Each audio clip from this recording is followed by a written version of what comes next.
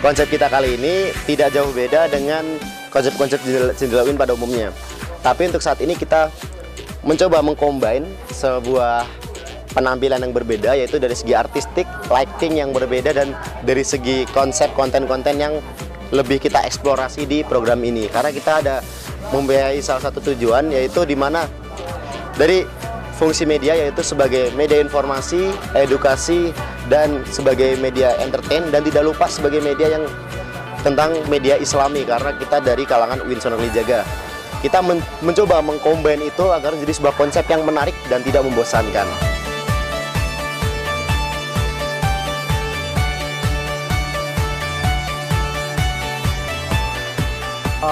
Kalau dari kesiapan kita, mulai dari pra-produksi sampai pasca produksi itu benar-benar harus matang dari si konsep, perencanaan, dan sampai pasca produksi itu benar-benar kita kita schedule, kita atur seperti itu. Persiapan kita 2 bulan.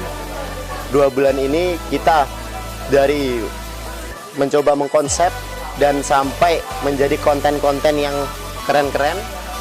Kita rapat redaksi, kita tentuin bagaimana acara kita ini dikemas semenarik mungkin, dan sehingga dari tahap praproduksi sampai produksi kali ini kita berjalan dengan lancar, walaupun ada sedikit halang rintang yang memang perlu kita perhatikan juga.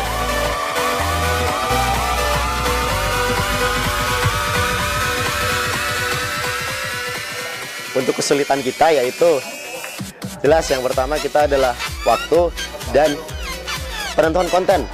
Karena kita mencoba membuat konten yang berbeda, karena tema kita adalah dari UIN Sunan Kalijaga mengabdi untuk negeri. Bagaimana konten kita angkat ini bisa menunjukkan bahwa UIN ini memang berperan dalam kehidupan kebangsaan negeri ini dari perkembangan demi perkembangannya. Jadi kesulitannya ya dalam membentuk konten, dalam sebuah adu argumen dengan sesama kru, bagaimana acara ini bisa keren dan bisa diterima oleh masyarakat secara luas.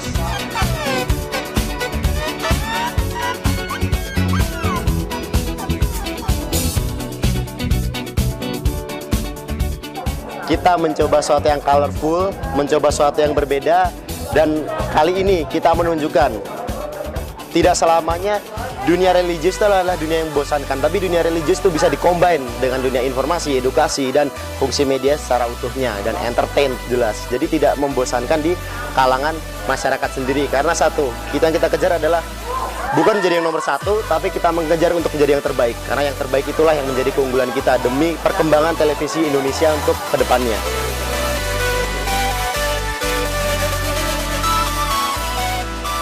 Aku nemuin teman-teman yang kreatif abis.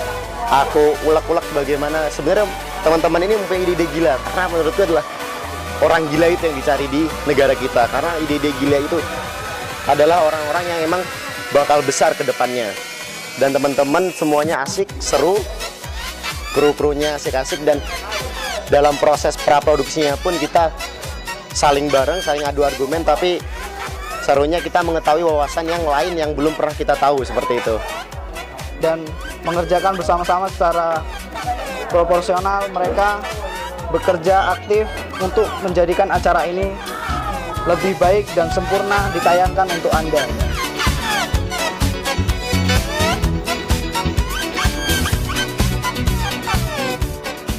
Jadi tetap saksikan Suka TV, dan jangan lupa saksikan talk show Jendela UIN dalam rangka anniversary Suka TV yang ketiga dengan tema dari UIN Sunan Kalijaga Yogyakarta mengabdi untuk negeri.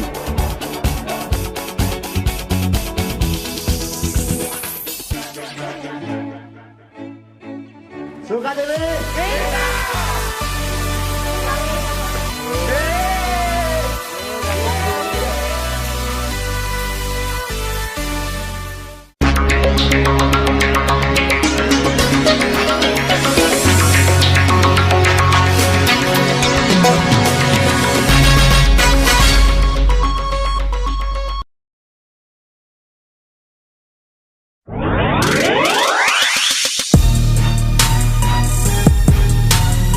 Disiarkan langsung dari Convention Hall UIN Sunan Kalijaga Yogyakarta.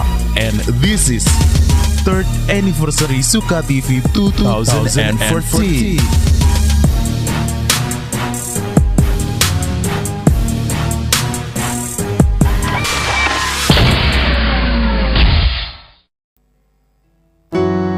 Senada cinta bersemi di antara kita, menyandang anggunnya peranan jiwa asmara. Terlambat untuk terhenti di jalan yang telah tertempuh semenjak ini. Hidup semati, kian lama kian pasrah ku rasakan jua. Janji yang terucap tak mungkin terhapus saja. Walau rintangan berjuta, walau cobaan memaksa diriku terjerat di peluk asmara.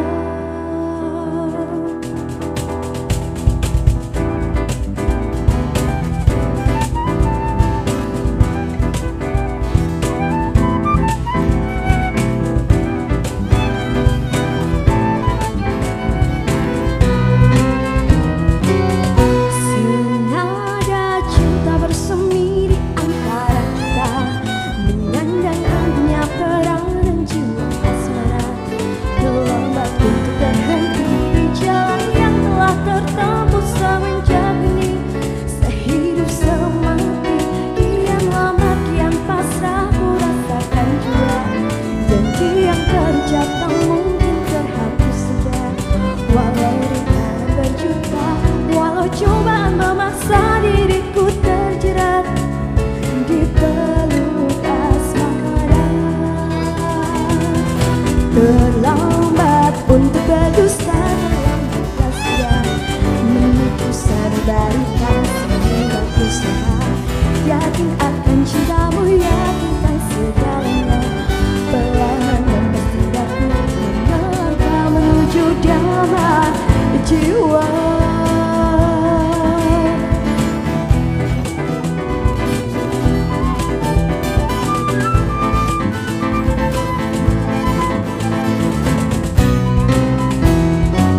Senada cinta bersemi di antara kita, menyandang anggunnya peranan jiwa asmara.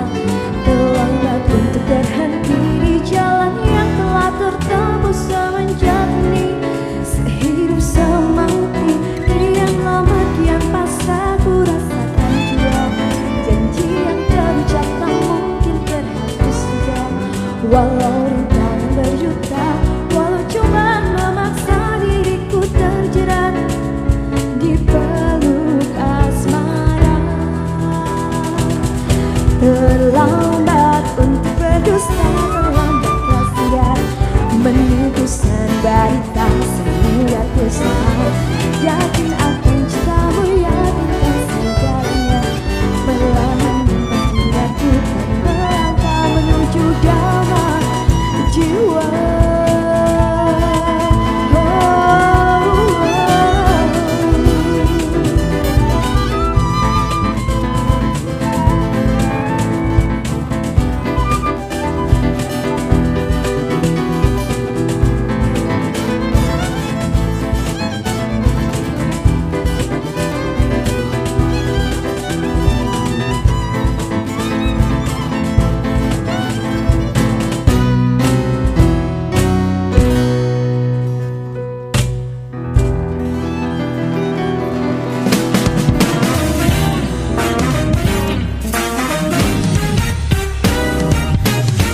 Sesaat lagi, Anda akan menyaksikan talk show dengan tema UIN menuju kampus digital.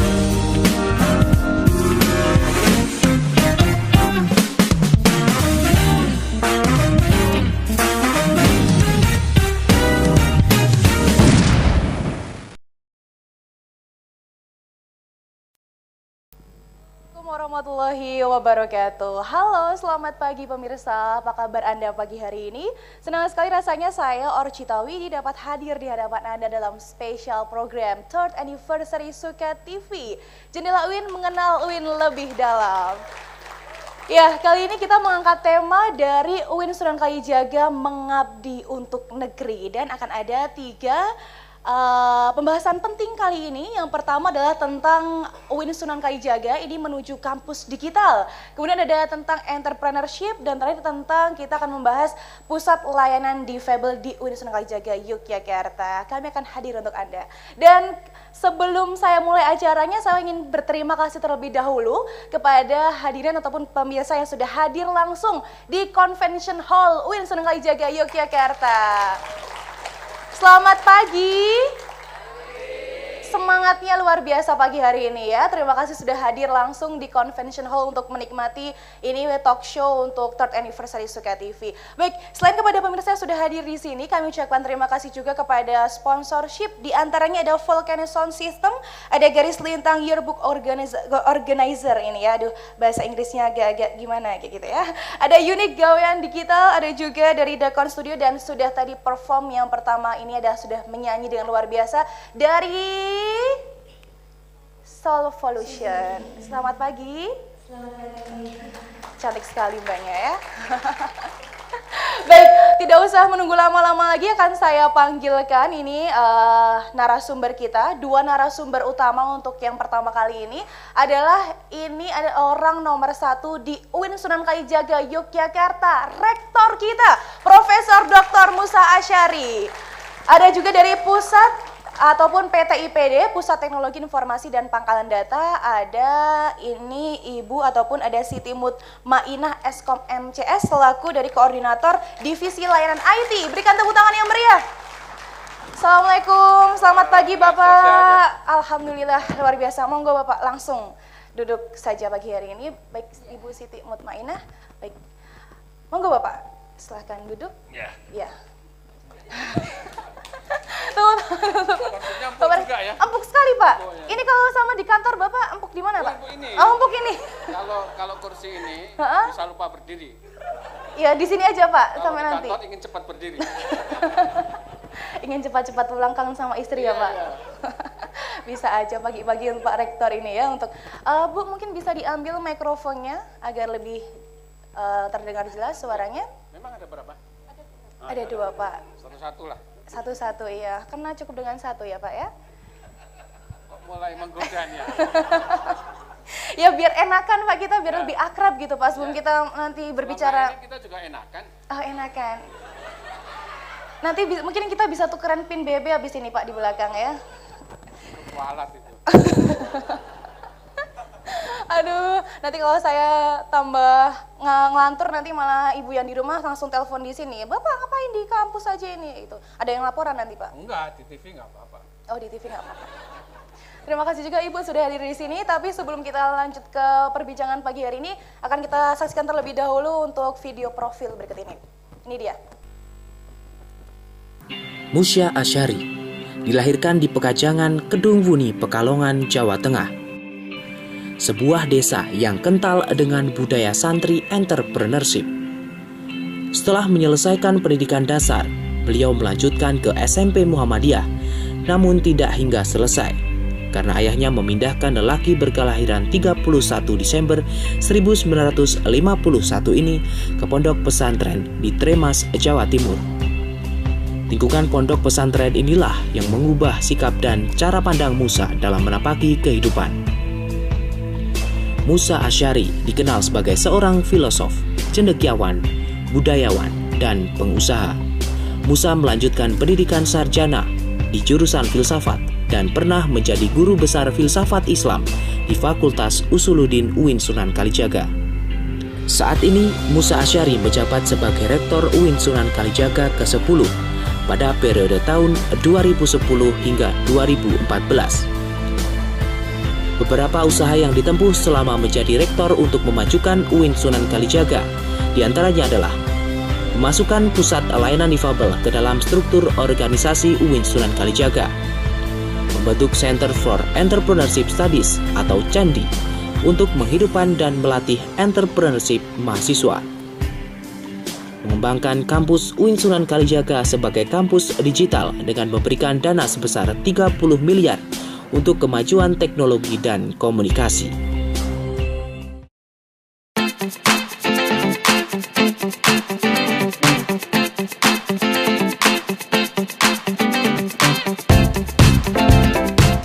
menuju kampus digital. Itulah yang sedang menjadi fokus Universitas Islam Negeri Sunan Kalijaga Yogyakarta. Proses yang dimulai dari tahun 2012 lalu berhasil menempatkan kampus ini di posisi 29 dari 400 universitas lebih di Indonesia untuk menuju kampus digital.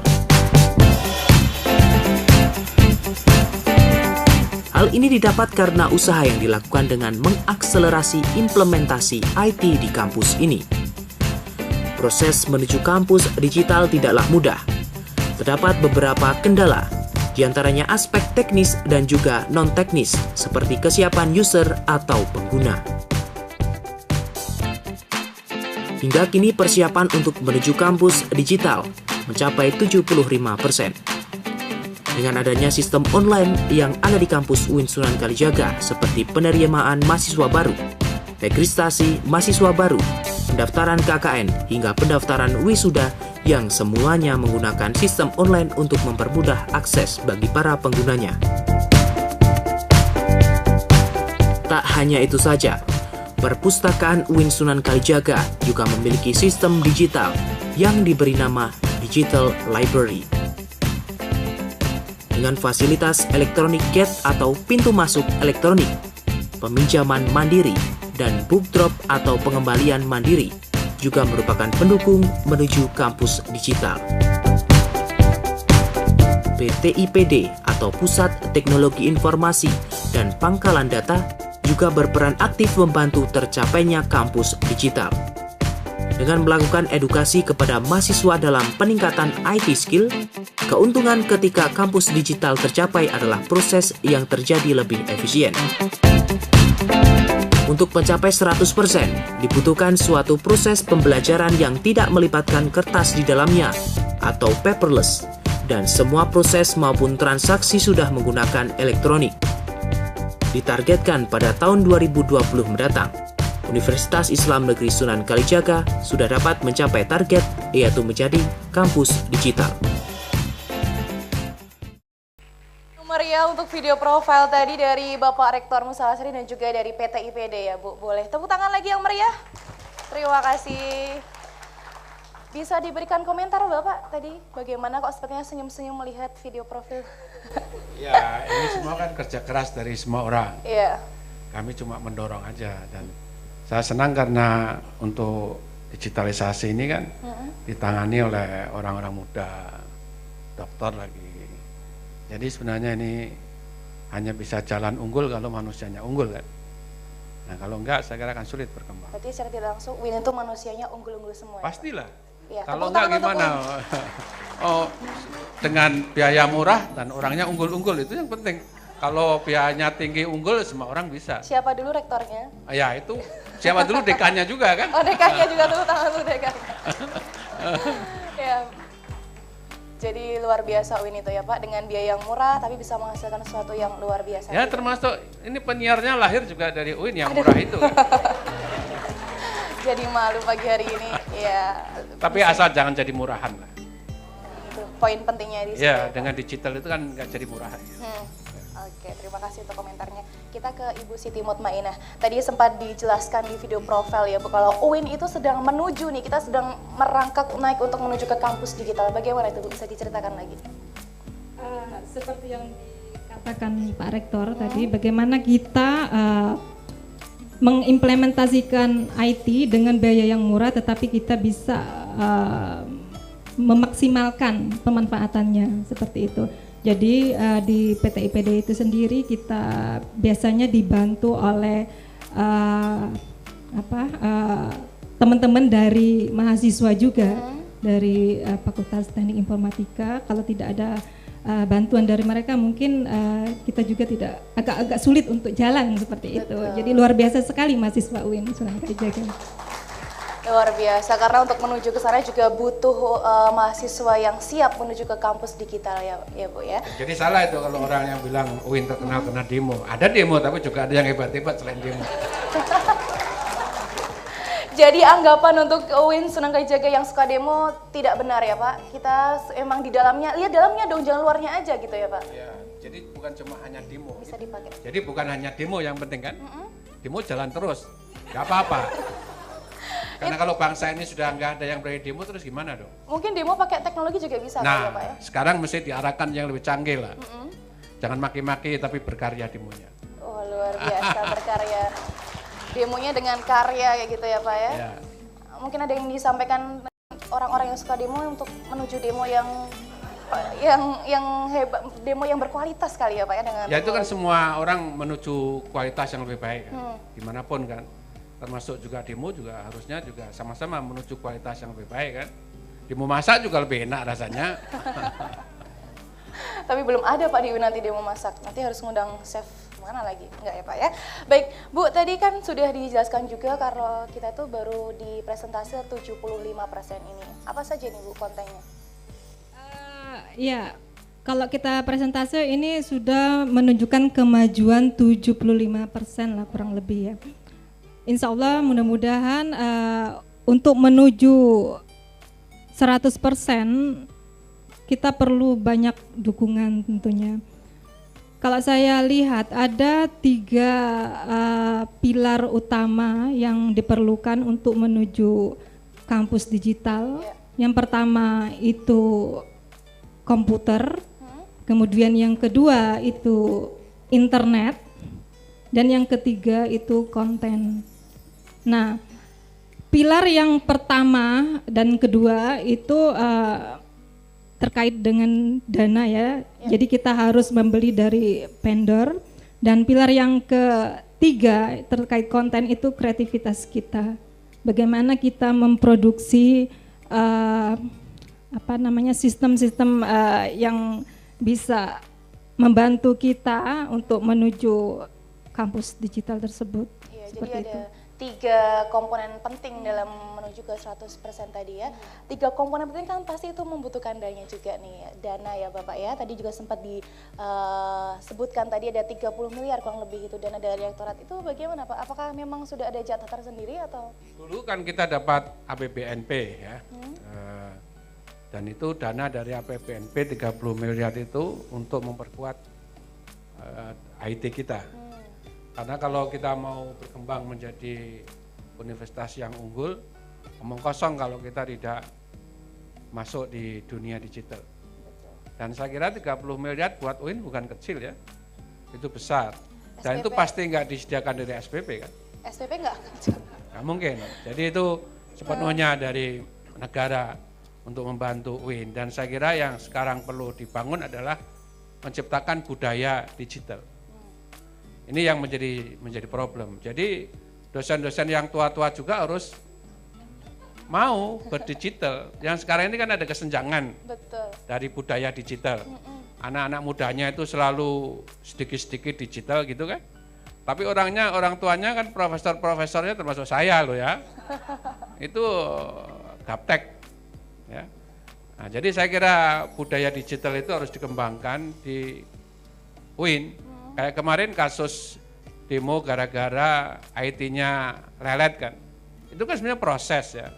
Proses bagaimana menciptakan budaya digital itu tidak bisa seperti membalik tangan kan. Nah, itu juga kita rasakan. Nah, kalau ini nanti sudah bisa digitalisasi, itu sudah bisa berkembang dengan baik, dengan budaya digital itu bisa berkembang di UIN, maka tentunya tatap muka di kelas kan bisa dikurangi. Iya, sehingga seperti juga universitas-universitas yang maju, kita juga bisa mengundang orang-orang hebat, guru besar di luar UIN, baik di dalam maupun di luar negeri lewat digital. Jadi saya kira ini suatu keharusan. Nah, sekarang tinggal dari 30 miliar yang tadi baru 75%, belum sampai 100%. Saya berharap tentu ini ditingkatkan terus. Karena dengan digitalisasi juga akan mengurangi biaya-biaya, karena dengan digital pasti lebih murah.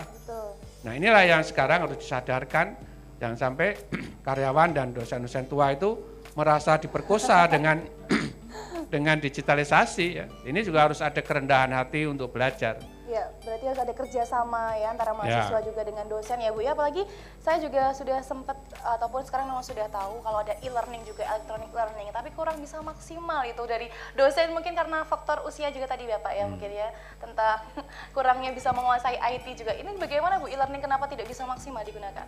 Ya itu yang saya katakan tadi, pilar yang ketiga itu adalah konten, Mbak. Konten di sini kita harus berkolaborasi. Jadi antara yaitu dosen, pimpinan dulu ya, pimpinan, dosen, mahasiswa, pegawai administratif ataupun tenaga IT-nya itu harus berkolaborasi untuk ya menciptakan budaya digital tadi. Oke, untuk e-learning tadi ya, untuk paperless ya Bu. Kalau sudah e-learning sudah maksimal pasti tidak akan menggunakan kertas ya Pak. Lebih murah juga tadi Bapak ya. Lebih murah, kemudian lebih maksimal. Lebih murah, lebih cepat. Pokoknya segala-galanya lebih lah. Rektornya juga nggak pusing-pusing gitu ya. Ya kalau rektor harus pusing terus. Oh, harus pusing terus. Kalau nggak jadi rektor nanti. Jadi yang di sini mau jadi rektor harus siap-siap untuk pusing-pusing. Harus pusing. Ya? Kalaupun nggak pusing nanti demo juga harus pusing. Gitu. Oke, menarik sekali. Kemudian tadi berbicara tentang e-learning, mungkin di sini juga menjadi pertanyaan luar biasa dari pemirsa yang hadir di sini Convention Hall. Selain e-learning adalah tentang KRS nih Bu. Nah ini apakah dananya kurang untuk teknologi di KRS karena KRS sekarang sangat lambat? Saya termasuk korbannya ini Bu. Beberapa kali kok nggak bisa-bisa saya sampai tambah tua gara-gara stres nggak bisa ngisi KRS. Gimana Bu pendapatnya? Ya, ibaratnya gini ya, kalau saya analogikan jalan raya itu kalau semakin banyak penggunanya itu kan semakin lambat, crowded gitu kan, semakin ya seperti siput jalannya. Nah, apa yang harus kita lakukan? Ya salah satunya memperlebar jalan raya tersebut gitu agar lalu lintasnya lancar seperti itu. Dengan cara? Kalau kita tengok ke area IT-nya ya bandwidth-nya mungkin harus diperlebar ya, perbesar seperti itu. Kemarin untuk tahun ini kan juga tiap fakultas sudah sendiri-sendiri, tapi kan kenapa sama aja gitu? Pasti yang nggak tahu pasti akan melemparkan emosinya demonya mungkin ke PT IPD ini Bu, gimana? Ya itu salah satunya ya, faktornya yaitu tadi bandwidth-nya.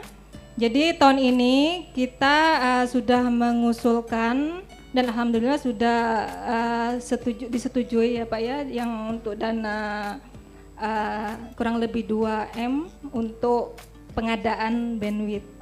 Nah itu sudah ditingkatkan. Nah, insya Allah mudah-mudahan KRS untuk tahun ini bisa lancar. Iya, ini sudah banyak saksi di sini ya ini ya. KRS tahun depan ataupun semester depan udah lancar. Kalau enggak besok kita tagih janjinya ke Bu Siti Mutmainah. Tenang aja, udah ada rekamannya loh Bu. Ya Pak ya. Gimana Pak komentarnya Pak? Kenapa ini jadi problema klasik ini pengisikan KRS? Ini kan semuanya itu kan mesti butuh proses belajar kan. Jadi sekarang sudah difasilitasi untuk memperlebar, untuk menambah bandwidth. Bahkan sekarang kan beberapa dosen sudah bisa akses internet di rumah kan. Problem kita sekarang kan sebenarnya menciptakan budaya IT dari seluruh jajaran kan. Dosennya pinter IT tapi mahasiswanya enggak nyambung. Hal yang sama juga dengan karyawan. Problem kita kan juga di karyawan. Jadi budaya IT ini butuh waktu karena ini prosesnya kan proses belajar. Jadi saya kira apapun fasilitas yang diberikan kalau SDM-nya enggak bagus, ya kayak listrik tadi. Kan kita sudah sejak tahun kemarin saya kira 2013 memang kekuatan listriknya itu, powernya itu memang terbatas ya. Sekarang kan tuh setiap mahasiswa bawa laptop kan, dan di mana-mana langsung colokin gitu. Tapi ini karena powernya itu terbatas, tahun kemarin ada masalah. Sekarang ini kan sudah kita naikkan 2 kali powernya itu sendiri. Nah sekarang sekali lagi, kalau dulu kan beberapa ruangan tidak boleh pakai AC. Saya kira di dakwah sudah AC-nya nyala terus. AC-nya mungkin hanya ada 2 ruangan Pak. Ya kan harus 2 ruangan. Sebab kalau mahasiswa mau AC mestinya itu dibebankan ke SPP kan. Nanti demo lagi Pak. Nah itulah persoalannya, harus kita sama-sama. Orang masa bayarnya murah mau minta fasilitas yang mahal kan ya juga harus logis juga kan. Jadi akhirnya kita harus menambah semua itu berdasarkan secara bertahap kan. Bertahap, betul. Nggak mungkin juga dengan situasi kayak begini, kemudian kita ingin semuanya serba lengkap, serba cepat. Ya besoklah di akhirat ya, jangan di dunia. Jadi saya kira budaya IT itu sekarang menjadi tantangan buat kita semua. Seperti tadi, tahun ini kita sudah mau tambahi bandwidth-nya.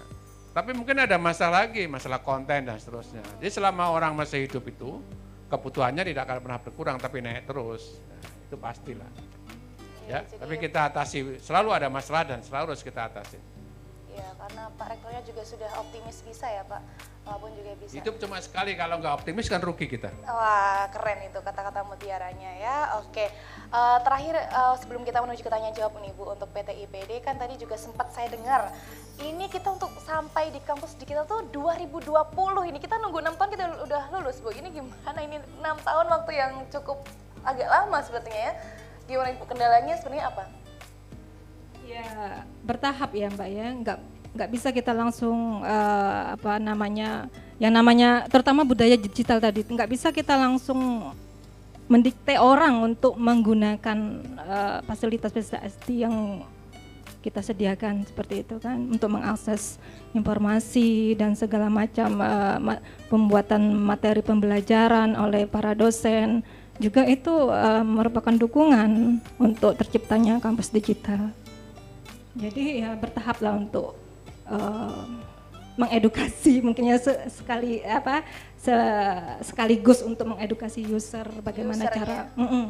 Ya user di sini maksud saya bukan cuma mahasiswa dan dosen, tapi pegawai juga. SDM tadi yang sangat dibutuhkan di sini ya Bu. Oke, setelah acara ini nanti bisa ada pelatihan-pelatihan khusus mungkin nanti. Iya tentu saja. Iya, harus kita selenggarakan pelatihan-pelatihan. Agar dosen-dosen juga yang sudah agak tadi Bapak Rektor bilang berumur kurang bisa mengerti IT bisa tahu semuanya ya Bu ya, bisa menuju kampus digital lebih cepat ya pemirsa ya. Boleh tepuk tangan untuk UIN Sunan Kalijaga Yogyakarta. Baik, langsung kita menuju ke tanya jawab bagi pemirsa yang sudah hadir di Convention Hall, hanya 1 orang saja. Silakan, saya ingin bertanya langsung kepada PT IPD ataupun kepada Bapak Rektor langsung. Kesempatan ini tidak datang 2 kali, siapa yang ingin bertanya? 1 orang saja. Oke, langsung kepada Mas yang pakai baju warna merah. Assalamualaikum warahmatullahi wabarakatuh. Waalaikumsalam warahmatullahi wabarakatuh. Perkenalkan, nama saya Amin Sari dari KPI. Iya, boleh tepuk tangan untuk mahasiswa KPI, Fakultas Dakwah ya Pak, dekannya hadir di sana. Nah, yang berkacamata, cakep sekali pagi hari ini, sudah di make up tadi belakangnya Pak. Baik, langsung pertanyaannya Mas. Ya, begini, sebenarnya saya setuju ya dengan aturan untuk mengikuti ujian itu minimal kehadiran mahasiswa 75%. Nah, seperti itu. Tapi saya beberapa mendapati dosen yang sering tidak masuk seperti itu. Jadi aturannya biar fair, dosennya juga seperti itu, kehadirannya juga 75%, biar adil. Tapi kalau dosen itu seringnya tidak dihitung seperti itu. Soalnya masalahnya begini, saya menemui dosen yang mewajibkan minimal kehadiran 75%. Walaupun itu sakit atau izin itu tetap saja dinilai kalau tidak masuk alfa, seperti itu. Ya Mas, ada apa Mas? Jadi inti pertanyaan saya ya intinya usul seperti itu. Apakah kampus akan memberikan usulan saya seperti ini, dosen juga diwajibkan kehadirannya 75%, seperti itu. Terima kasih. Terima kasih untuk pertanyaannya, walaupun agak kurang nyambung dengan teknologi informasi, tapi tentang kedatangan tadi Pak, bagaimana Pak ini? Bisa dia singkat saja mungkin. Saya kira kan setiap dosen punya BKD, beban kerja dosen ya, dan saya kira itu ada di BKD ya. Kalau itu saya kira kalau kita bicara itu kan juga datanya harus jelas ya. Barangkali ada dosen yang BKD-nya nggak memenuhi, kan itu juga kena sanksi. Ya, jadi saya kira kalau memang ada masalah, mungkin kebetulan Pak Dekannya juga ada, bisa dicek apa dosen yang tidak memenuhi BKD itu. Karena setiap dosen harus memenuhi beban kerja dosen tiap semesternya itu, dan itu ada aturannya. Ya, saya kira fenomena ini bukan fenomena semuanya lah. Tidak semua dosen seperti itu ya. Seperti itu kan. Saya kira ini perlu lacak lebih jauh ya, di datanya yang jelas, terus bagaimana, itu yang harus dicari di sana. Karena kalau tanpa data kan susah juga, karena kita sudah menetapkan BKD. Ya. Saya kira itu jawaban saya. Tapi kalau mau detail tentunya ada di bidang teknis ya, di akademik yang mungkin bisa Semoga bisa diterima jawabannya dan langsung ke closing statement ini dari Ibu Siti Mutmainah. Bapak nanti dulu ya, saya masih butuh Bapak Rektor menemani saya di sini, jadi tetap di sini. Ibu silakan closing statementnya tentang tadi yang sudah kita bahas, karena nanti kita juga akan berganti dengan narasumber. Silakan closing statement. Terkait dengan implementasi IT untuk mengembangkan kampus digital, yaitu sudah saya katakan kita membutuhkan 3 komponen utama. Yang pertama komputer, kemudian internet, kemudian konten. Nah, konten itu juga termasuk di dalamnya budaya digital, karena ini menyangkut user.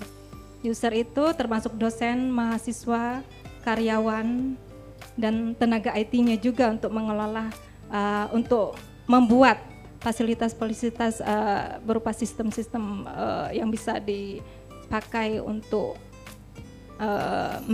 mendigitalkan materi-materi pembelajaran tentunya. Saya kira itu Mbak yang diperlukan 3 itu. 3 komponen itu tetap menuju ke 3 komponen penting untuk diperhatikan ya menuju kampus digital. Terima kasih Bu sudah hadir di tengah-tengah kami dalam Top Anniversary Suka TV. Terima kasih. Dan pemirsa, kita harus jeda sejenak karena kita juga setelah akan ini hadir dengan pembahasan yang berbeda, yaitu nanti tentang pusat layanan difabel dan juga tentang entrepreneurship. Tetaplah bersama kami dalam Top Anniversary Suka TV. Kami segera kembali.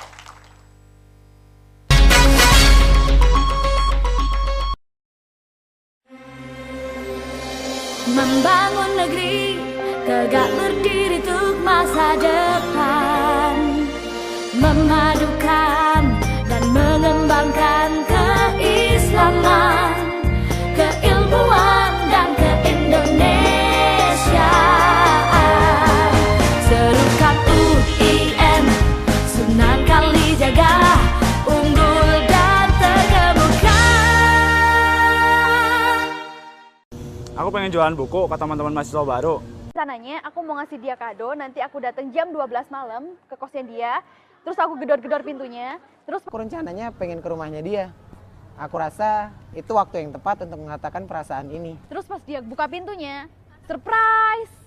Tapi takutnya.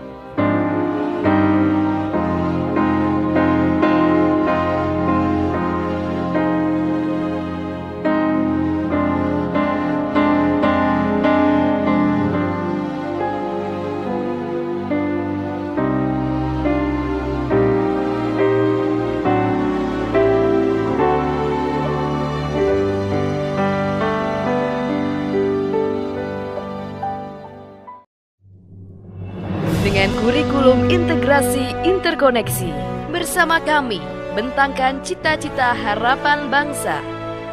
Dengan fasilitas yang kami miliki, desain ruang belajar yang nyaman, perpustakaan yang mendukung, laboratorium yang lengkap dan canggih, pilihan jurusan dengan akreditasi tinggi. Mari bergabung bersama kami, Fakultas Dakwah UIN Sunan Kalijaga, Yogyakarta. Terima kasih Anda masih setia bersama kami dalam Third Anniversary Suka TV, jendela UIN mengenal UIN lebih dalam. Dan tadi sudah kita bahas bersama tentang PT IPD dan juga UIN menuju kampus digital. Kali ini kan saya hadirkan satu narasumber lagi. Kita berbicara tentang entrepreneurship dan akan hadir di tengah-tengah kita yaitu Bapak ataupun dari Center of Entrepreneurship Studies, Bapak Abdul Rozaki MSI. Selamat datang Bapak. Ya Bapak, selamat datang, silakan.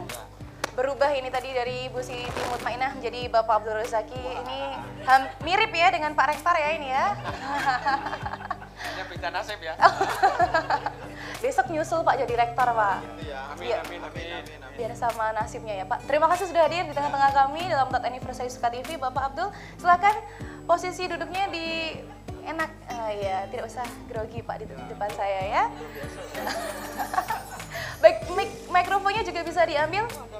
Iya, spesial untuk Bapak Abdul ini saya siapin Pak, tadi langsung dari sana. Tapi seperti tadi sama juga kami putarkan terlebih dahulu untuk profil dari Cendi ya, ataupun dari entrepreneurship. Ini dia pemirsa.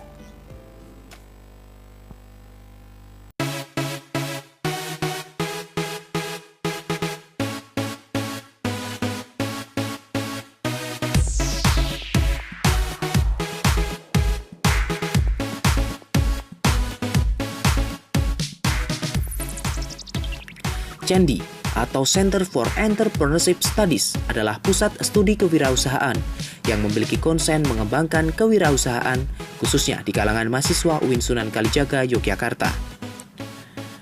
Berdiri sejak 3 tahun yang lalu, hasil diskusi dari Abdul Rozaki Ketua CENDI dengan Rektor UIN Sunan Kalijaga Musa Asyari, di mana latar belakang beliau yang juga menjadi seorang wirausahawan, dan faktor banyaknya tingkat pengangguran yang sangat tinggi dan juga kesadaran untuk mengembangkan mahasiswa yang produktif dan mandiri.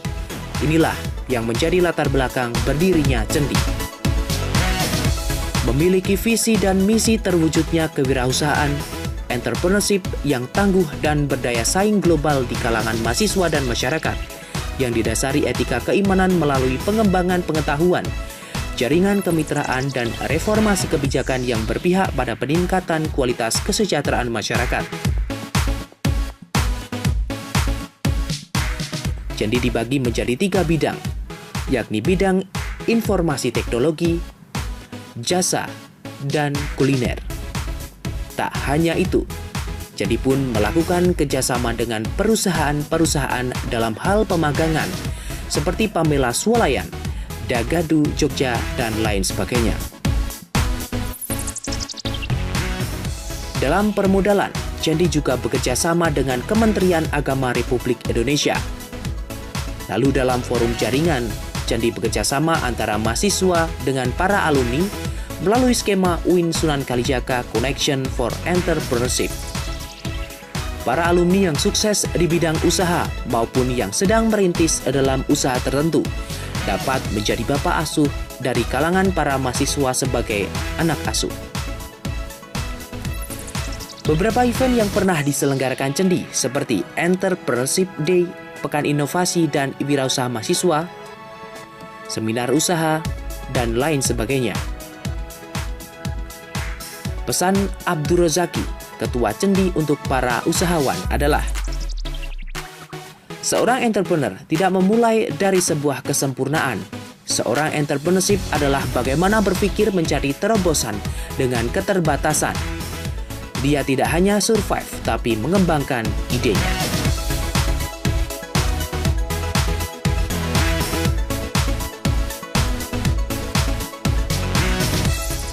Ya, demikian profil dari CENDI atau Center of Entrepreneurship Studies di UIN Sunan Kalijaga, Yogyakarta, dan juga sudah ada ketuanya langsung di sini, Bapak Abdul Rozaki MSI. Selamat datang.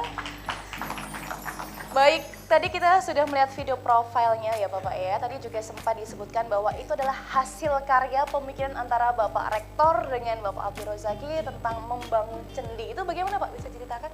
Ya, Pak Rektor itu gelisah sebenarnya dengan tingginya angka pengangguran sarjana di Indonesia ya. Ya, lalu kemudian Pak Rektor ketika baru terpilih berkomunikasi dengan saya karena selama ini saya juga concern dengan isu-isu pengembangan masyarakat. saya selain dosen di UIN Sunan Kalijaga juga aktif di NGO, lalu kemudian kita berjodoh lah dengan Pak Rektor ini. Lalu membuat sendi, namanya aja genit kan, sendi Center for Entrepreneurship Studies gitu. Jadi ada dua hal sebenarnya yang menjadi misi sendi. Yang pertama, sendi itu ingin menjadikan pusat pembelajaran mahasiswa dalam mengenal gitu ya dunia kewirausahaan dan juga proses bereksperimentasi dengan dunia kewirausahaan. Yang kedua, sendi itu ingin menjadi jendela atau jembatan bagi mahasiswa UIN Sunan Kalijaga dengan dunia luar ya dalam isu-isu kewirausahaan. Ya, seperti itu ya Pak kira-kira. Atau Ya. ada hal lain, karena tadi mungkin kita waktu melihat video profil dari Pak Rektor tuh tadi ada yang terakhir adalah seorang pengusaha juga. Apa karena dulu dari kecil emang udah cita-cita jadi pengusaha terus diterapkan di universitas gitu? Kalau saya lebih karena kultur dari masyarakat ya. Karena saya lahir di tengah-tengah masyarakat yang memang hidupnya dari dunia usaha. Waktu itu usaha tenun kan. Kemudian lingkungan desa saya, desa Batik. Akhirnya saya kawin dengan teman satu kelas. Menikah Pak, lebih tepatnya. Ya deh, Teman menikah dengan seorang putri ya. dari Ceper. Yang Usuludin di dulu situ ya, Pak, Usuludin satu kelas sama saya. Dan pacaran dengan sekelas itu kan lebih banyak indahnya kan. Jadi karena saya hidup jadi sebelum nikah di masyarakat yang entrepreneur, kemudian nikah dengan putri dari wilayah entrepreneur di Ceper, di Batur Ceper Klaten ya. Saya kira itu desa entrepreneur untuk pengecoran baja yang paling besar.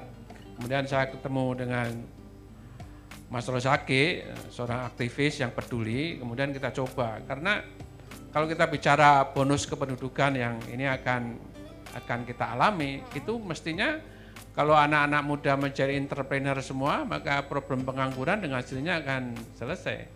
Sekarang kan problemnya kalau di UIN ini makin hari minatnya makin besar, mahasiswa yang masuk ke sini. Dulu pada waktu tahun pertama cuma di bawah 10.000, sekarang sudah hampir 40.000.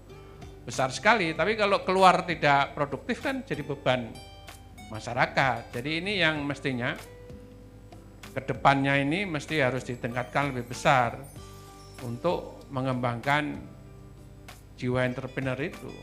Karena kalau tidak, nanti entrepreneur kita ini hanya diisi oleh orang-orang yang tidak berpendidikan. Dan itu akan sulit bersaing dengan entrepreneur dunia. Yang sudah memang ya, berkualitas. rata-rata tingkat pendidikannya tinggi. Kalau kita lihat data-data ini menyedihkan. Karena itu universitas menjadi pusat pengembangan entrepreneur itu mutlak dari universitas manapun. Kalau tidak mau memasuki dunia itu, saya kira bangsa ini ke depan akan semakin sulit berkembang karena entrepreneurnya sedikit. Dan sekarang kan universitas yang tertinggi adalah universitas entrepreneur, bukan universitas riset. Iya, karena memang sekarang juga sangat berkembang dengan Jadi universitas yang hebat itu di dunia itu adalah universitas yang berbasis dan mengembangkan entrepreneur, bukan riset. Karena pada akhirnya riset itu yang menggunakan entrepreneur. Kalau entrepreneurnya nggak ada yang biayai dan nggak ada yang make. Yang menggunakan ya Pak ya. Iya, jadi itu sekarang udah mulai disadari. Nah, saya ingin supaya adik-adik mahasiswa juga tamat jangan antri jadi PNS. PNS itu sebuah penderitaan. Waduh. Lo kaya sedikit sekarang diucek-ucek kekayaannya bahkan masuk penjara. Ya kan, Menteri Agama kita kan juga menyedihkan kan. Dan saya kira kita nggak usah bicara ke dalam, banyak sekali yang menyedihkan. Itu karena solusi entrepreneur nggak dilakukan. Berarti sekarang juga menjadi pilihan yang tepat menjadi seorang Ya entrepreneur harus, ya. UIN ke depan harus, jangan hanya digital tapi juga entrepreneur. Entrepreneur juga. Dan orang-orang yang hadir ini, kalau perlu kita sepakati sama-sama, dilarang jadi PNS. Jadi entrepreneur semua di sini apapun usahanya ya Pak. Iya dong. Kalau mau jadi kayak pengusaha baja harus berguru dengan yang satu ini. Tapi Kalau enggak menikahi anak-anak yang dari putri-putri dari atau putra-putra dari wilayah Ceper. Iya, saya boleh daftar nanti Pak. Boleh. Saya daftar. Karena pengembangan entrepreneur kan antara lain dengan pernikahan. Ya. Termasuk perkembangan kiai-kiai di pesantren. Pesantren itu bisa tumbuh di mana-mana karena juga pernikahan antara anak kiai-kiai itu. Kalau enggak akan berkembang juga dunia pesantren. Jadi entrepreneurship ini masuk biar jadi orang yang sukses juga dalam dunia ini ya Pak, universitas juga. Baik, langsung kita ke Bapak Rozak lagi nih tentang Cendi. Kita mau ngulas 3 tahun nih Pak, Cendi dibentuk ya kurang lebih ya 3 tahun. Ini apa saja yang sudah dihasilkan oleh Cendi ini Pak? Apakah Ya, bagaimana sih cara Cendi menghasilkan pengusaha ya di kalangan mahasiswa? Ada 3 pendekatan yang selama ini kamu lakukan. Yang pertama itu pembentukan passion ya. Pembentukan passion itu kita membuat proses pembelajaran ya melalui seminar gitu ya, melalui pelatihan gitu. Kemudian setelah itu kita mencoba cara yang kedua juga, yakni melakukan pemagangan ya ke berbagai perusahaan gitu. Dari tahun ke tahun kita mengalami peningkatan yang cukup signifikan ya. Kemarin itu kita melakukan proses pemagangan mahasiswa di 250 perusahaan yang ada di Jogja ya. Lalu kemudian setelah itu baru melakukan eksperimentasi usaha, tentu yang kecil-kecilan ya. Jadi kalau Anda lihat di beberapa lokasi di Jogja itu kan teman-teman tuh ada yang bergerak di bidang kuliner gitu ya, ada yang bergerak di bidang jasa gitu ya, ada juga yang bergerak di bidang digitalpreneur gitu. Nah itu cara Cendi bagaimana mahasiswa itu betul-betul mulai mencintai dunia wirausaha gitu. Tiap tahun kami juga mengadakan PIKMA ya, Pekan Inovasi dan Kreasi Mahasiswa UIN Sunan Kalijaga. Jakarta. Pasti juga itu dipengaruhi juga ataupun dukungannya selain dari universitas, Pak, ada pihak-pihak lain Pak. Nah ini kerjasamanya sejauh ini bagaimana Pak? Ya, kalau kita dilihat dari beberapa event yang dilakukan oleh Cendi, dukungan UIN Sunan Kalijaga sangat besar gitu ya, terutama Pak Rektor, karena Pak Rektor juga melahirkan Cendi gitu ya. Misalnya Pak Rektor pernah menghubungkan Cendi dengan Astra dan kita pernah melakukan seminar dan pameran ya di UIN Sunan Kalijaga dengan mendatangkan orang Astra gitu. Lalu juga kita bekerja sama dalam soal pemagangan wirausaha mahasiswa dengan Kementerian Agama. Nah di samping itu juga hampir kita punya ini ya social mapping ya dengan produk-produk unggulan yang lagi tren di Jogja misalnya. Cendi juga berhasil mengundang Pak JK ya? Ya kemarin kita juga waktu awal-awal Cendi dibentuk kita juga mengundang Bapak Yusuf Kalla ya, itu untuk memberikan spirit ya kepada mahasiswa UIN Sunan Kalijaga agar orientasi ke depan itu seperti yang dikatakan oleh Pak Rektor itu tidak hanya berhenti di self employ atau dengan menjadi PNS. Kalau kita baca bukunya Robert Kiyosaki gitu ya, itu kan ada 4 stages yang bisa dilakukan oleh orang yang ingin hidupnya sukses. Yang pertama employ itu ya hanya menjadi seorang pekerja. Ya, buruh bangunan itu kalau pingin dia memperoleh uang yang banyak, dia harus setia sama bosnya gitu ya. Kesetiaan bos, sikap baik bos menentukan berapa gaji yang harus dia terima. Sakit kan, karena nggak bebas. Lalu kedua self employ, ya, profesional seperti dokter. Dokter itu kalau pingin dia memiliki banyak uang, dia buka praktek di mana-mana. Kalau nggak kerja nggak dapat uang. Nggak enak kan kayak gitu, karena harus kerja terus gitu kan. Nah yang ketiga itu businessman. Businessman itu adalah bagaimana orang itu bisa tidur tapi dapat uang karena ada orang lain yang memikirkan usahanya gitu loh. Nah yang keempat itu investor. Jadi bukan kita yang mencari uang tapi uang yang mencari kita. Nah kalau masa UIN Sunan Kalijaga dari level employ naik ke self employ, naik ke businessman, bahkan naik ke investor, saya kira seperti yang dikatakan Pak Rektor kan, tangan di atas itu akan jauh lebih memberikan rahmatan lil alamin daripada tangan di bawah. Keren kan? Gak salah saya bilang mirip Pak Rektor ya. Kata-kata semua dari Pak Rektor diingat luar biasa oleh Pak Abdul Rozaki. Sudah klop ya Bapak ya untuk membangun sendi ya tempatnya. Itu hadis sebetulnya. Yadul ulya khairum min yadis sufla. Sekali kita dengarkan ya Pak ya, tapi Bapak melakukan ini baik. Lalu sejauh ini Sendi di UIN Suka kan juga sudah mempromosikan ya Pak ya untuk bagi mahasiswanya untuk bergabung di Sendi sendiri. Kalau dari pihak rektorat sendiri ataupun dari Bapak? Ya sekarang kan sudah kita mulai ya. Jadi seperti tadi entrepreneur itu sebenarnya yang paling mudah bisa memasukinya lewat magang. Itu tradisi itu dilestarikan di kelompok pengusaha Tionghoa. Mereka itu belajarnya nggak tinggi-tinggi, tapi dia magang sama kakaknya, sama pamannya. Ya, terus dia tadinya ikut menjualkan toko besi, habis itu terus dia buka toko besi sendiri. Itu kan semua dari magang. Seperti masakan Padang itu kan asalnya juga dari magang. Dari magang itu sebenarnya akan terjadi transfer dari keahlian, dari pasar dan seterusnya. Jadi magang itu kunci kalau kita mau mengembangkan entrepreneur itu. Kalau nggak magang susah. Saya juga ikut magang kan, karena nikah sama anaknya seorang pengusaha kan, itu magang juga kan. Itu tadi caranya ya Pak untuk. Jadi magang itu harus dilakukan. Nah sekarang persoalannya di UIN ini magang sudah dilakukan. Nah saya ingin supaya minat dari mahasiswa itu bisa didata lebih konkret. Bisa nggak di tahun keempat atau tahun kelima ada gerakan entrepreneur dari mahasiswa? Kalau itu bisa menjadi gerakan ekonomi kan, dan itu akan bergerak lebih cepat mempengaruhi masyarakat. Sehingga nanti ke depan mahasiswa UIN yang kemudian jadi entrepreneur, jadi alumni UIN, suatu saat akan menyumbang ke UIN. Ya, dari iya, jadi saya kira sumber pendapatan UIN ke depan antara lain dari para alumninya yang menjadi entrepreneur. Kalau perlu kalau ada entrepreneur dari UIN taruhlah 1.000, sekarang sudahlah SPP-nya dibayar para alumni sehingga bisa gratis. Itu saya tahu, ya kan? Jadi ini saya kira juga Mas Rosaki dan kawan-kawan mestinya juga harus bikin program jangka panjang supaya memperbanyak alumni dan alumni itu memberi kontribusi. Karena itu salah satu akreditasi institusi, ya. Harus ada kontribusi dari alumni. Nah sekarang kontribusinya mungkin belum dikembangkan kan. Satu saat harus ada funding alumni UIN untuk UIN. Ya, jadi itu juga kesadaran sendiri dari mahasiswanya. Mungkin nanti saat di sendi bisa diberikan itu ya Pak ya, agar ingat dengan UIN ini kata Bapak. Iya, sendi itu kan ingin mewujudkan 3 hal bagi mahasiswa UIN Sunan Kalijaga. Berotak cerdas melalui sistem perkuliahan itu kan, ya berbadan sehat, tapi yang terakhir nih berkantong tebal lah itu di sendi itu. Ya. Luar biasa ini ya. Baik, karena tadi juga sudah ada penanya untuk di bagian yang PT IPD nih, saya langsung lanjut juga kepada penanya yang akan menanyakan langsung kepada Bapak Rozaki atau kepada Bapak Rektor. Langsung saja satu orang penanya di bagian kiri.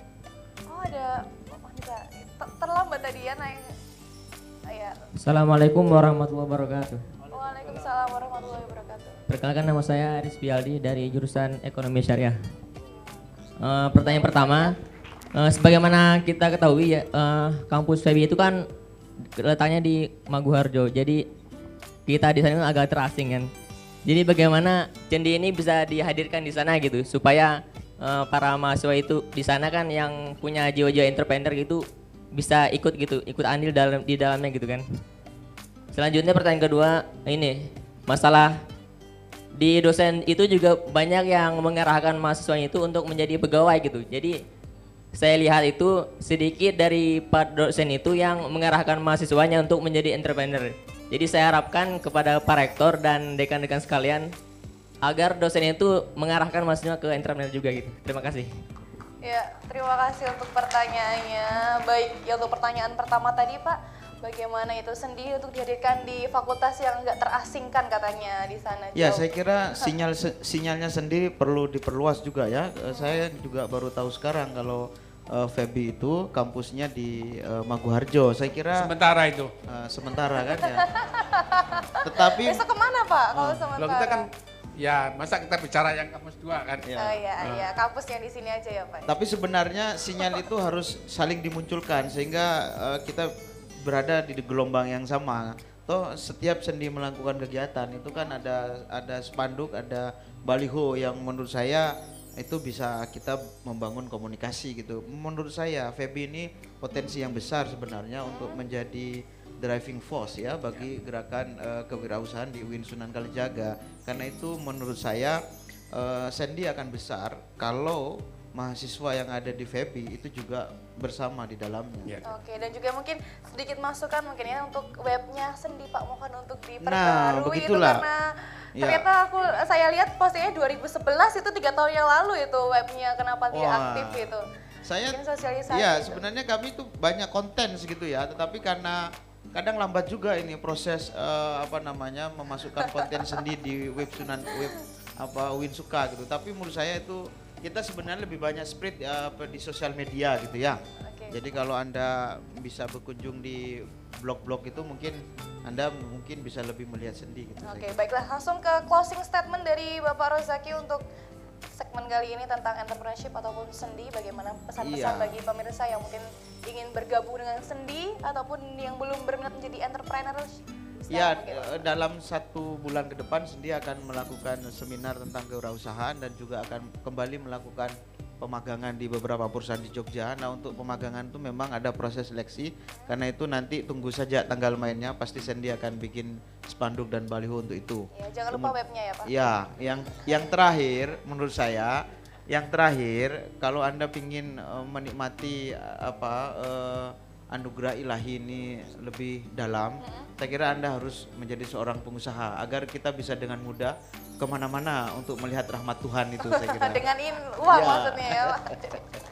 Baik, terima kasih untuk closing statementnya. Dan diakhiri dengan closing statement, pemirsa, berakhir pula untuk segmen yang kedua kali ini dengan Bapak Abdul Rozaki selaku Ketua dari Sendi, Center of Entrepreneurship Studies di UIN Sunan Kalijaga Yogyakarta. Kami segera kembali dengan pembahasan terakhir, yaitu dari Pusat Layanan Difabel. Jadi jangan kemana-mana, tetap bersama kami.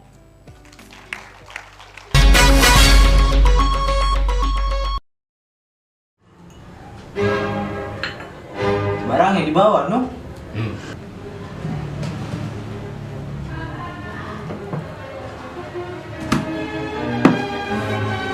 Mana? Paso. Iya. Cek kok? Silakan.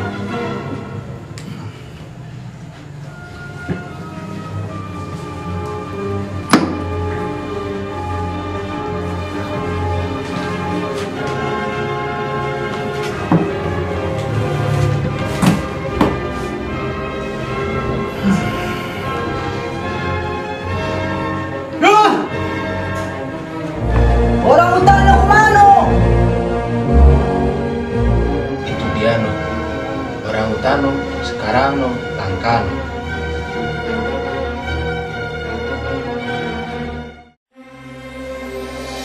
Membangun negeri tegak berdiri untuk masa depan, memadukan dan mengembangkan keislaman, keilmuan dan keindonesiaan.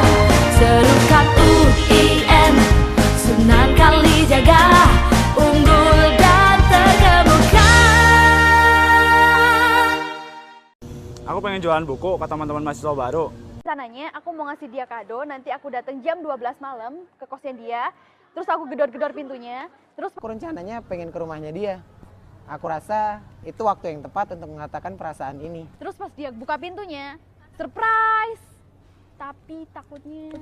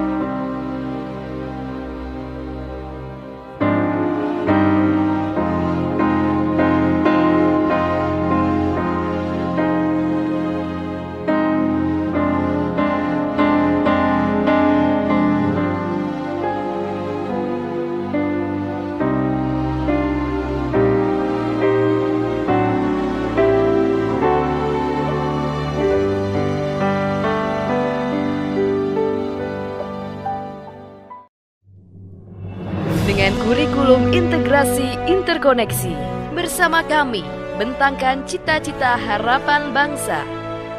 Dengan fasilitas yang kami miliki, desain ruang belajar yang nyaman, perpustakaan yang mendukung, laboratorium yang lengkap dan canggih, pilihan jurusan dengan akreditasi tinggi. Mari bergabung bersama kami Fakultas Dakwah UIN Sunan Kalijaga, Yogyakarta. Kembali bersama kami dalam spesial program Third Anniversary Suka TV, Jendela UIN mengenal UIN lebih dalam. Masih dengan tema kita tadi di awal dari UIN Sunan Kalijaga mengabdi untuk negeri. Kali ini saya akan panggilkan seorang narasumber yang berpengaruh besar dalam pelayanan difabel di UIN Sunan Kalijaga Yogyakarta, yaitu Bapak Arif Maftuhin, MA. Kami persilahkan masuk. Ini dia. Iya, silahkan. Lewat mana saja boleh Bapak. Terima kasih sudah hadir di sini. Silahkan duduk Bapak. Bapak Arif Maftuhin, ketua ini di dalam pusat layanan difabel ya. Bagaimana kabarnya Bapak pagi hari ini? Tadi mengantri lama di belakang ya Pak ya untuk bertemu dengan. Rekamnya udah luntur tadi. Saya datang pertama tuh giliran paling akhir Pak. Iya, ini sabar sekali tadi Pak Arif Maftuhin menunggu di belakang. Terima kasih sudah hadir di sini.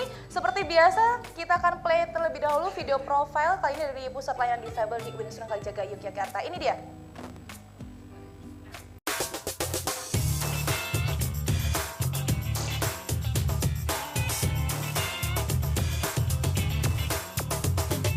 Kampus Inklusi.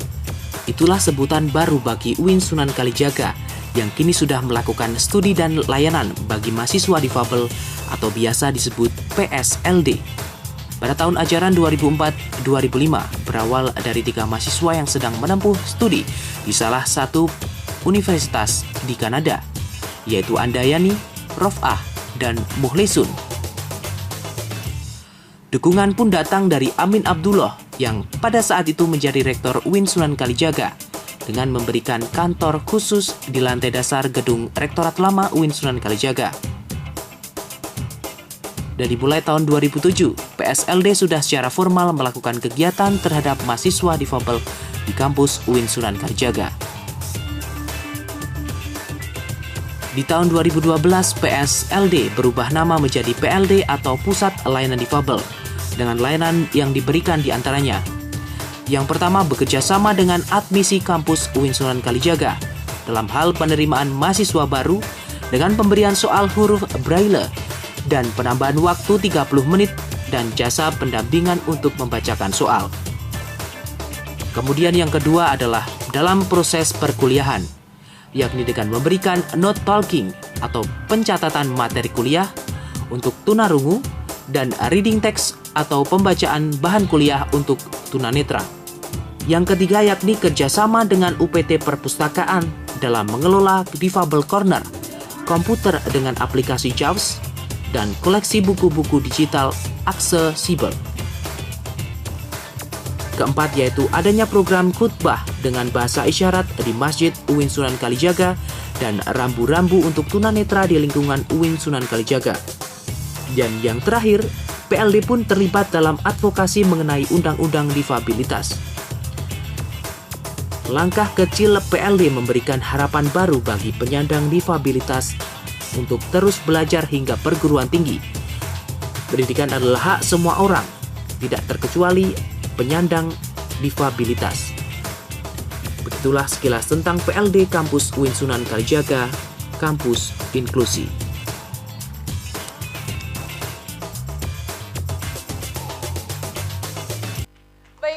Demikian video profile dari PLD atau Pusat Layanan Difabel yang sudah hadir di tengah-tengah kita, Ketua dari PLD, Bapak Arif Maftuhin. Selamat datang Bapak.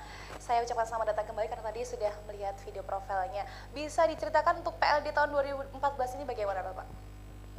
Kita terus berkembang, artinya dengan dukungan Pak Musa sebagai rektor dan dukungan hampir semua pihak. Ya.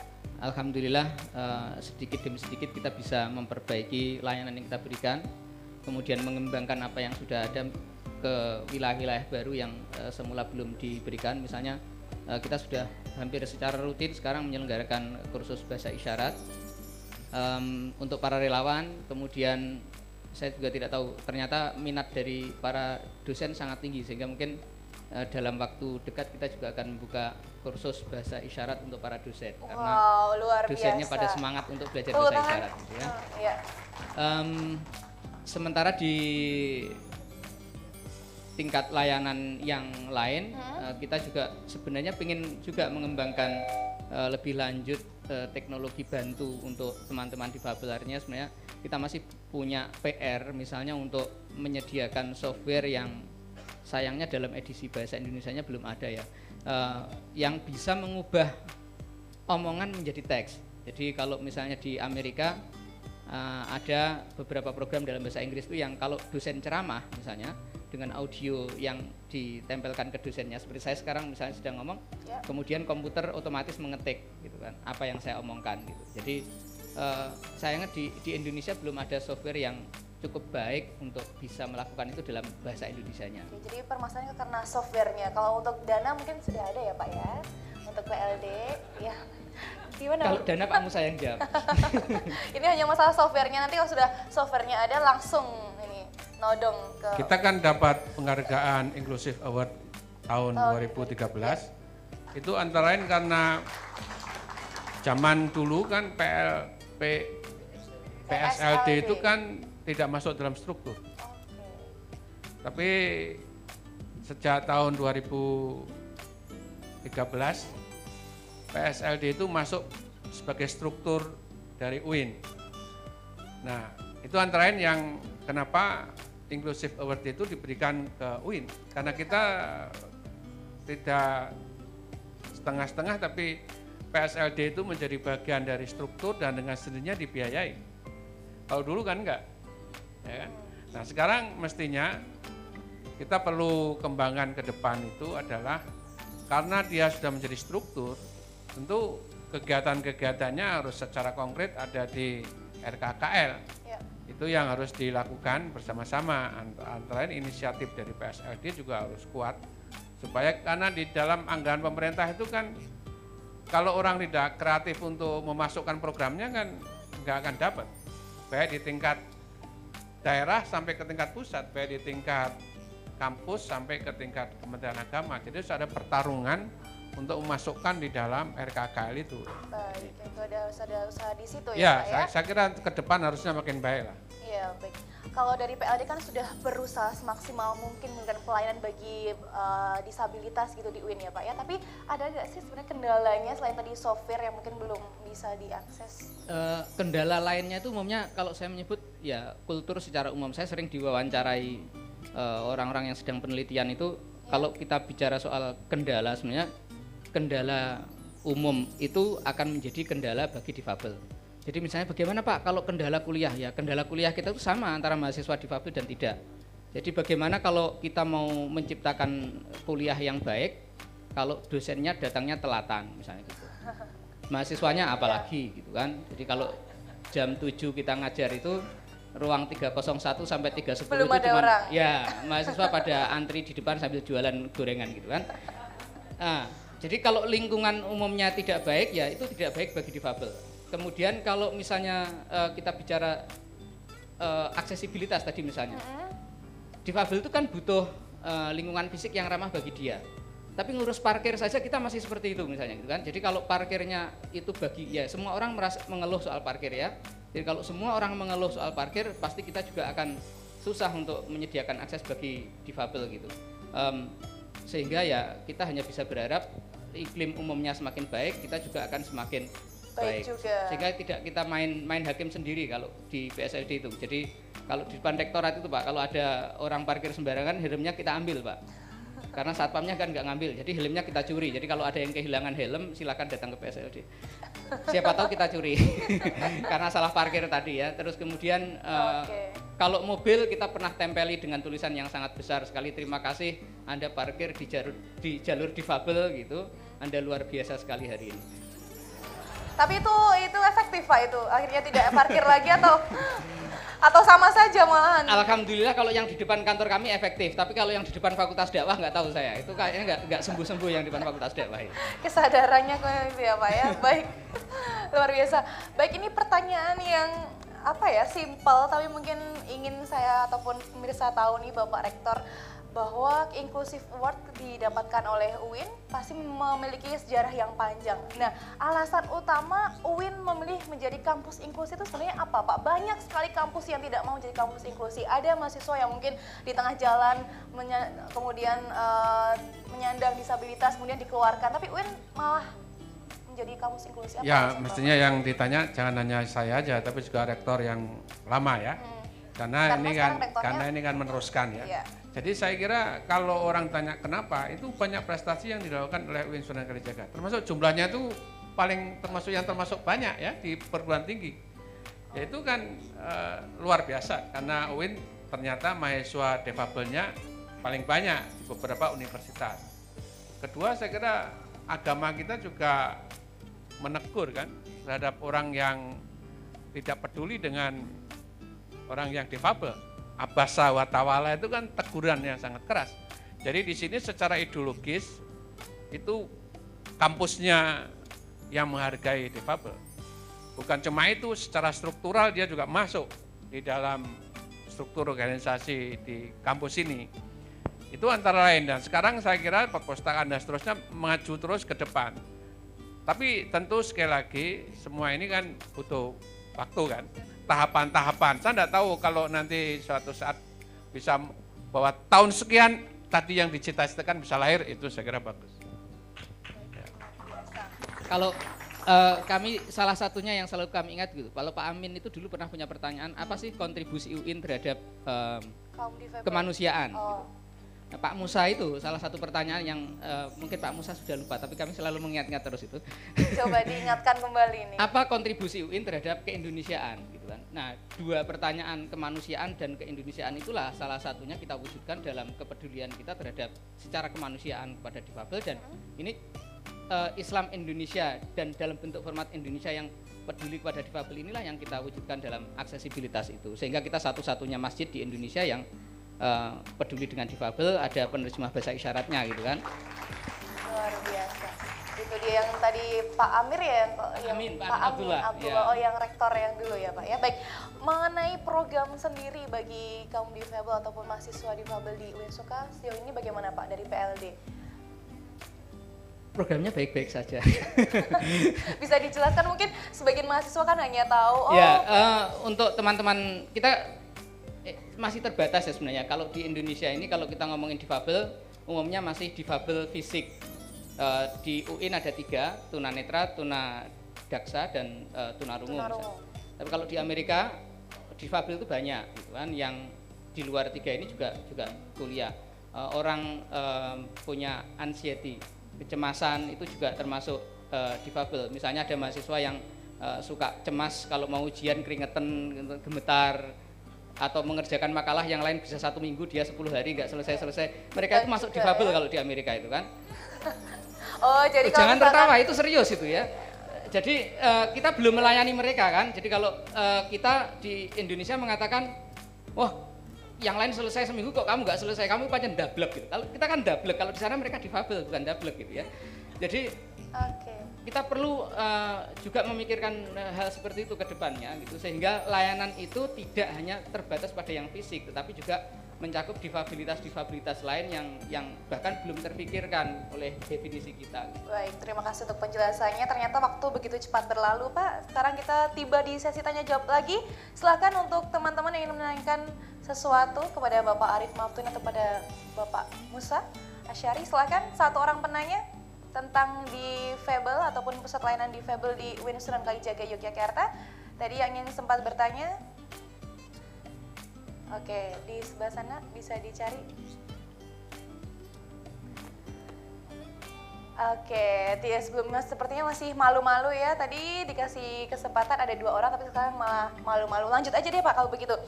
Dari universitas sendiri Pak, untuk mungkin calon mahasiswa kali ya yang mungkin menyandang disabilitas, kemudian mungkin kurang rasa percaya diri untuk melanjutkan ke perguruan tinggi negeri ini Pak. Apakah ada sosialisasi dari universitas untuk siswa dari SMA yang baru saja lulus yang menyandang disabilitas Pak?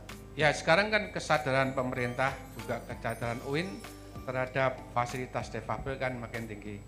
Kemarin kan termasuk PSLD kan yang memprakarsai protes terhadap senam PTN. Ternyata ada dan berhasil karena kemarin dalam pertemuan forum rektor-rektor seluruh Indonesia, antara lain mereka memperbaiki seluruh fasilitas senam PTN-nya. Jadi buat kami UIN ke depan ini, siapapun rektornya, difabel harus menjadi bagian penting dari pengembangan kampus. Karena ini satu unggulan yang sudah dihargai oleh publik. Ini yang mendapatkan Inclusive Award itu dari seluruh PTIN cuma UIN Sunan Kalijaga, yang lain belum. Luar biasa, UIN Sunan Kalijaga. Dan itu kerja keras teman-teman ya. Dan di Universitas Kemendikbud cuma Unibro ya, ketika kita mendapat penghargaan itu. Penghargaan ini harus memacu teman-teman untuk berkarya lebih hebat lagi. Itu harapan kami. Ya, rektor kan bisa datang dan pergi. Tapi PSLD harus tetap abadi. Wah, pesan yang luar biasa dari Bapak Rektor ini untuk Pak Arief mungkin juga ya ini ya. Kalau sebenarnya kan ironinya gini kan, jadi kalau yang senam PTN itu mereka membuat syarat-syarat yang diskriminatif terhadap difabel. Padahal sesungguhnya tadi pertanyaan itu baik, apakah difabel sudah cukup percaya diri untuk kuliah?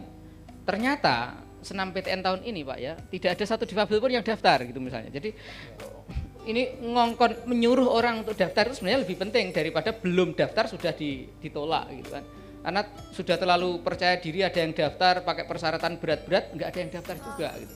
Jadi syarat itu selain diskriminatif, yang kedua tidak peduli untuk mendorong difabel kuliah. Jadi bukan hanya tidak memotivasi tetapi juga menakut-nakuti gitu kan. Nah, padahal tanggung jawab kita yang pertama itu seharusnya untuk saat ini itu adalah memotivasi gitu. UIN itu setiap tahunnya menerima kurang lebih 5.000 mahasiswa baru. Difabelnya tidak pernah lebih dari 20 orang per tahunnya. Artinya itu hanya 0,025%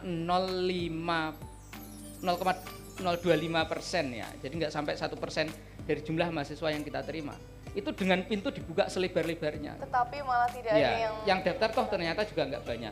Jadi saya kira tugas perguruan tinggi negeri apalagi yang dibiayai oleh uang rakyat itu adalah bagaimana mendorong seluruh rakyat termasuk difabel di dalamnya itu kuliah dulu gitu. Jadi baru ngomong syarat, ngomong persyaratan yang berat itu nantilah gitu. Yang penting sekarang mereka kuliah dulu.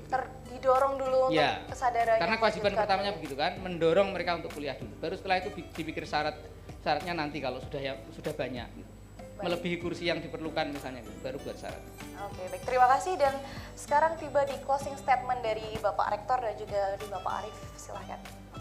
Yang pertama saya ingin menyampaikan selamat ulang tahun ke Suka TV. Saya berharap Suka TV itu menjadi pintu depan dari sosialisasi mengenai pengembangan UIN. Dan saya titip kepada Fakultas Dakwah, Suka TV itu harus menjadi TV komunitas. Dan kalau ini bisa, saya kira Suka TV UIN bisa lebih di depan dibandingkan dengan perguruan tinggi yang lain yang sekarang juga belum punya fasilitas untuk TV. Saya dengar UGM pun belum punya. Saya kira ini suatu kelebihan kalau betul kan. Jadi saya berharap Suka TV maju terus, jaya di udara selamanya. Terima kasih untuk closing statement-nya ini terlebih untuk Suka TV ya, untuk kru Suka TV, untuk Fakultas Dakwah juga ada dekan tadi sudah hadir.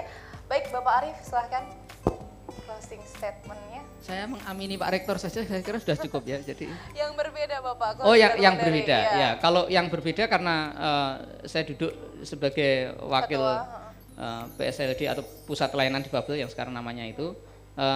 Saya kira harapan kita kepada Suka TV lebih besar lagi karena sebenarnya isu-isu yang terkait dengan inklusi itu membutuhkan public awareness, kesadaran umum, dan itu kalau kami sendiri yang bekerja itu tidak bisa. Jadi kalau bisa sering-sering dong main ke kami gitu, terus kemudian kita buat produksi pendidikan gitu, yang untuk menyadarkan pertama-tama mungkin komunitas kita sendiri di UIN, bagaimana parkir yang baik gitu, atau kemudian kita buat film-film pendek gitu yang bisa memberikan pendidikan bagaimana masyarakat UIN, komunitas UIN itu bisa menyadari bahwa di keluarga besarnya itu ada orang-orang yang membutuhkan kebutuhan khusus gitu. Nah, saya sangat berharap Suka TV bisa menjadi media itu. Yang kedua, terkait dengan Suka TV sendiri, saya kira kalau sebagai orang dakwah ini sekarang ya, dengan keterbatasan dana Pak Nazili, saya kira jangan menyurutkan langkah untuk menggunakan fasilitas yang ada. Kalau tidak bisa siaran menggunakan frekuensi udara ya buat internet itu semaksimal mungkin gitu ya, karena saya lihat penggunaan internet belum maksimal sebagai media untuk mempublikasikan produksi siaran Suka TV. Ya, baik. Terima kasih closing statementnya. Terima kasih pada Profesor Dr. Musa Asyari untuk kebersamaannya sudah hadir di sini berkenan. Terima kasih sekali, luar biasa. Terima kasih Bapak Arif Maltuhin juga sudah hadir dalam spesial program Third Anniversary Suka TV ya Bapak ya. Ya pemirsa, demikian kebersamaan kita dalam Third Anniversary Suka TV spesial program Jendela UIN mengenal UIN lebih dalam dengan tema Dari UIN Sunan Kalijaga Mengabdi untuk Negeri. Terima kasih untuk kebersamaan Anda, terima kasih untuk yang sudah hadir di Convention Hall. Terima kasih dan kami ucapkan mohon maaf apabila ada kesalahan. Terima kasih untuk kebersamaan Anda. Sampai jumpa di ulang tahun Suka TV berikutnya, program yang lainnya juga. Wassalamualaikum warahmatullahi wabarakatuh. Baik, kita ada sedikit ini Pak, mohon maaf Pak, untuk stay dulu. Kita mau ada pemotongan kue dan tiup lilin bagi ulang tahun Suka TV yang ketiga ya.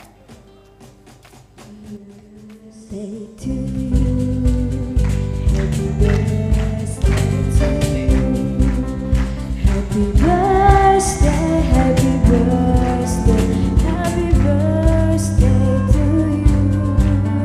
Happy birthday to you. Happy birthday Suka TV. Happy birthday, happy birthday, happy birthday to you. Panjang umurnya, panjang tiup lilinnya sekarang juga, sekarang juga, sekarang juga. Potong kuenya, potong kuenya, potong kuenya sekarang juga, sekarang juga, sekarang juga. Potong kuenya, potong kuenya, potong kuenya sekarang juga, sekarang juga, sekarang juga. Selamat ulang tahun untuk Suka TV. Terima kasih. Semoga semakin sukses. Mungkin ada sesi foto di sebelah tengah. Mas, di tengah, di tengah.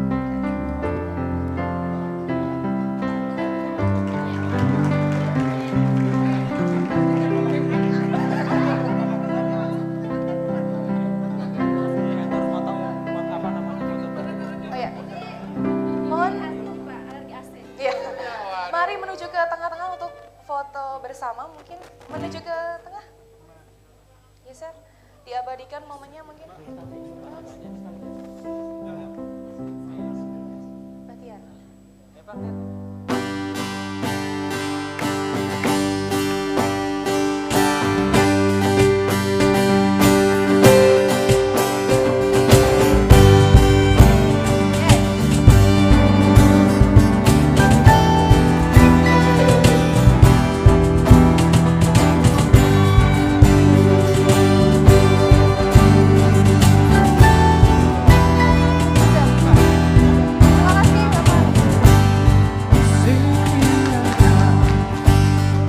Satu kisah cerita tentang anak manusia, tentang hidup bersama. Memandai dan cinta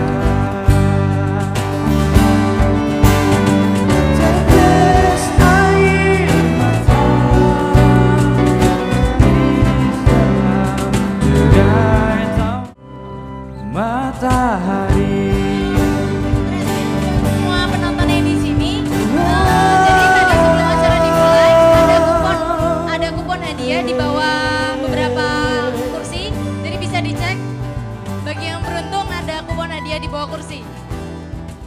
Silakan. Tajamnya pisau tak akan sanggup goyahkan cinta antara kita, nembus ruang dan waktu, menyatu di dalam jiwaku. Tetes air mata mengiris selang kedai tawa, selamanya kita takkan berhenti mengejar matahari. Terima kasih teman-teman yang udah datang di Special. Kalian luar biasa.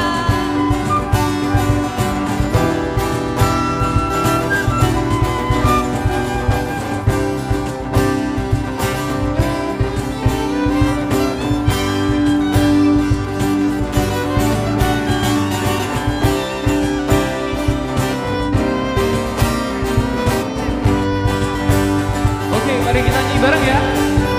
Tetes air mata mengalir selang kedai tawa, selamanya kita takkan berhenti mengejar, terus mengejar matahari.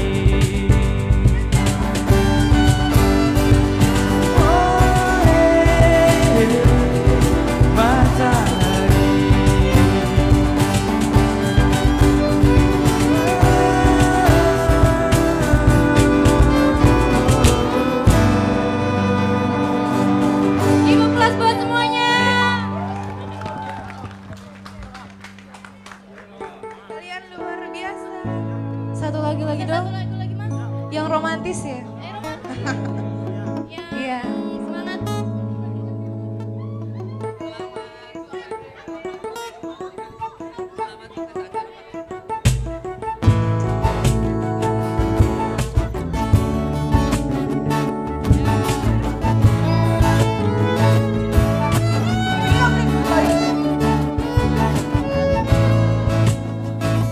Temukan apa arti balik cerita. Panitia ke depan semua nggak apa-apa loh. Berbunga-bunga memuaskan aku melayang sebuah asmara. Adakah satu arti? Ayo teman-teman bisa foto di depan. Boleh maju ke depan kita foto bareng. Ayo kita foto menuju ke panggung aja, ke panggung. Ini bisa ke tangga-tangga di panggung. Begitu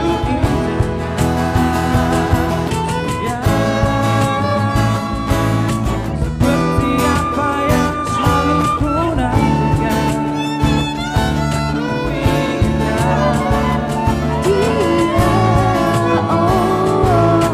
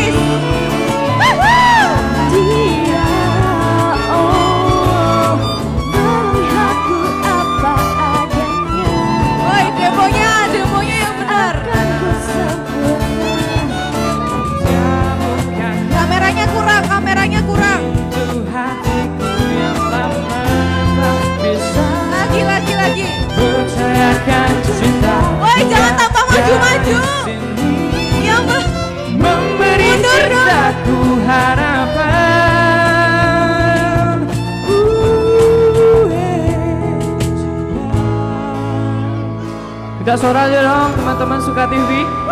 Selamat ulang tahun buat Suka TV.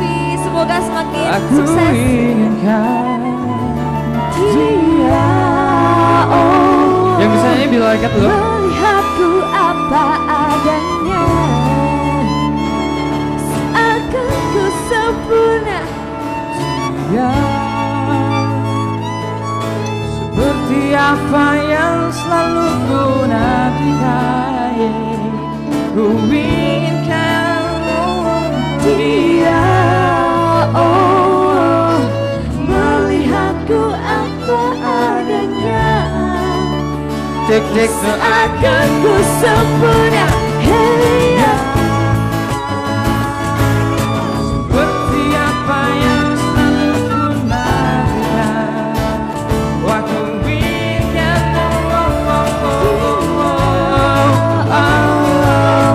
melihatku apa adanya,